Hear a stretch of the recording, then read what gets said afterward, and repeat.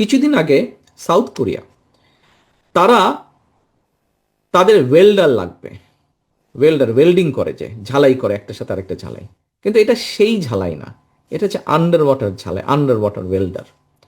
তারা বাংলাদেশের কাছে চেয়েছে, একজনও নাই বাংলাদেশ থেকে, একজনও নাই বাংলাদেশ থেকে।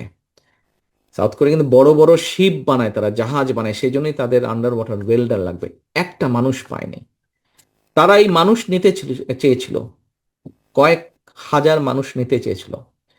বেতন শুনবেন কত তারা দিতে চাচ্ছিল বেতন, যদি তারা নিতে পারতো বাংলাদেশ থেকে? আমরা দিতে পারিনি, দেশ হিসেবে আমরা একজনকেও দিতে পারিনি। জানতে চান বেতন কত ছিল এক একজনের? যদি আমরা দিতে পারতাম, $3,000 ছিল এক একজনের বেতন, $3,000।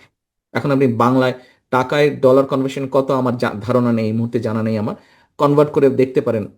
100 টাকা করে ধরলেও 3 লক্ষ টাকা তো হবে, তবে খুব সম্ভবত বোধহয় 100 টাকার বেশি বোধহয় এখন ডলারের রেট।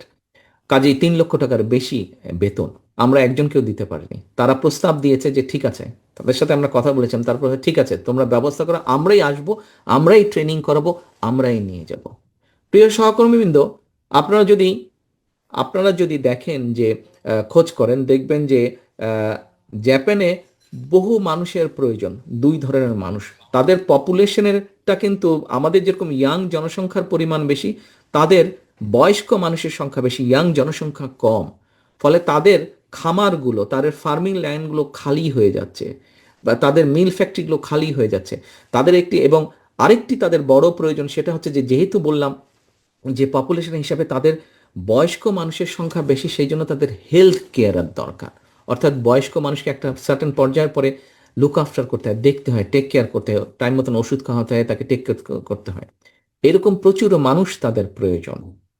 আমরা যদি আমাদের ইয়াং মানুষদেরকে, নারী হোক পুরুষ হোক তরুণদেরকে আমরা যদি ট্রেনিং দিতে পারি, আমরা যদি তাদেরকে জাপানি ভাষা ট্রেনিং দিতে পারি, তাদের এগ্রিকালচার ব্যবস্থা ট্রেনিং দিতে পারি, অথবা তাদেরকে, আমাদের মেয়েদেরকে যদি আমরা হেলথ কেয়ারের ট্রেনিং দিতে পারি with the course of Japanese language, তাহলে আপনি চিন্তা করেন কত মানুষের কর্মসংস্থানের ব্যবস্থা আমরা করতে পারবো। আমরা জানি চায়নার পপুলেশন 1.5 বিলিয়ন প্লাস মাইনাস, কিন্তু সেই চায়নাতে এখন শ্রমিকের প্রয়োজন। এই ঘরে যতজন আপনারা আছেন, কেউ ম্যান্ডারিন বা চাইনিজ কি জানেন? মনে হয় না, খুব সম্ভবত না। আচ্ছা, তাদেরও শ্রমিকের প্রয়োজন। আমরা যদি ভাষাটা শিক্ষা দিতে পারি, শুধুমাত্র চাইনিজ, যা আমরা আমাদের শিক্ষা ব্যবস্থার মধ্যে পরিকল্পনা করছি, এই কয়েকটি ভাষা আমরা পরিকল্পনা করছি, জাপানিজ ভাষা পরিকল্পনা করছি, ম্যান্ডারিন ভাষা পরিকল্পনা করছি। ভাষাটা যদি চাইনিজ, ম্যান্ডারিন মানে চায়নায় ম্যান্ডারিনটা বেশি ব্যবহৃত হয়, এই ভাষাটা যদি শিক্ষা আমরা দিতে পারি, তাহলে এই দেশ থেকেও আমরা পাঠাতে পারবো ওই দেশে কাজ করার জন্য।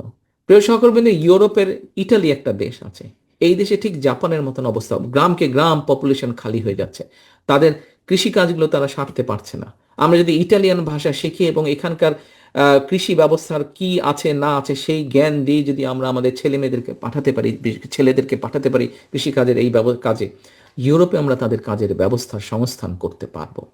আমরা এর ভিতরে কাজ শুরু করেছি, এর ভিতরে কিন্তু যেহেতু আমরা এই মুহূর্তে রাষ্ট্র পরিচালনার দায়িত্বে নেই, সেই জন্য কিছুটা সমস্যা হচ্ছে। তারপরে আমরা পাবলিকলি অ্যাভেলেবেল যত ডাটা আছে সেটি বের করে আমরা কাজ করার চেষ্টা করছি, বের করার চেষ্টা করছি যে আগামী 5 থেকে 10 বছর পৃথিবীর কোন কোন দেশে কি কি কাজের ব্যবস্থা সৃষ্টি হতে পারে এবং কি কি সেটার রিকোয়ারমেন্ট, আমরা সেভাবে আমাদের ভোকেশনাল এবং সেভাবে আমাদের ট্রেনিং ইনস্টিটিউটগুলো, আমাদের ডিটেইল পরিকল্পনার মধ্যে আমরা সেগুলো করার চেষ্টা করছি। প্রিয় সহকর্মীবৃন্দ, আমরা আমাদের তরুণ সমাজের জন্য সেভাবে গড়ে তুলতে চাইছি।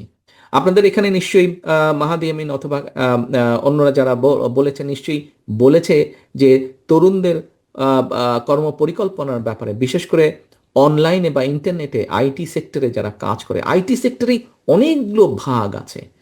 এই অনেকগুলো ভাগের মধ্যে বিভিন্ন বিষয় আমরা ইন্ট্রোডিউস করতে চাইছি। যে অনেকে আছে আমাদের ছাত্রছাত্রী, আমাদের ছাত্র দলের ভিতরে আছে, এর বাইরে বহু স্টুডেন্ট, ইয়াং বহু মানুষ আছে যাদের জন্য একটি বিরাট সমস্যা হচ্ছে যে ডাটা, ইন্টারনেট ডাটা, খুব সম্ভব বাংলাদেশে এমবি বলে বোধহয়, খুব সম্ভব এটিকে। তো ইন্টারনেট যে ডাটা আছে, এই ডাটাটা ইজ কোয়াইট কস্টলি। অনেক তরুণ আছে আমাদের যারা কাজ করছে, হয়তো ধরেন কোনো একটা প্রোডাক্টের মার্কেটিং করছে অথবা কন্টেন্ট তৈরি করছে, কিন্তু ডাটার দাম বেশি হওয়ার ক্ষেত্রে আহ, সে সেটা পুরোপুরিভাবে যতটুকভাবে সে করতে চায় সেভাবে সে করতে পারছে না। এখন আমরা যদি তাদেরকে ওরকম স্পেস প্রথমত, তার কাজ করার স্পেসও হয়তো সেভাবে নেই। বাংলাদেশে আমরা দেখেছি উন্নয়নের নামে বিগত স্বৈরাচারের সময় বহু ইনফ্রাস্ট্রাকচার তৈরি করা হয়েছে, যেগুলো ইনফ্রাস্ট্রাকচারের আইটি পার্কের নামে ইনফ্রাস্ট্রাকচার তৈরি করা হয়েছে, কিন্তু এগুলাতে এখন গরু ছাগল চড়ে বেড়ে অথবা বিয়ে শাদী কমিউনিটি এই ধরনের সামাজিক অনুষ্ঠান হয়, যেটা উদ্দেশ্য লক্ষ্য সেভাবে হয়ই না। আমাদের একটি অন্যতম লক্ষ্য হচ্ছে আমরা কোনো মেগা প্রজেক্টে যাব না, কারণ আমরা দেখেছি মেগা প্রজেক্ট মানে মেগা দুর্নীতি, দুর্নীতির বিরুদ্ধে আমাদেরকে দুর্নীতির লাগাম টেনে ধরতে হবে।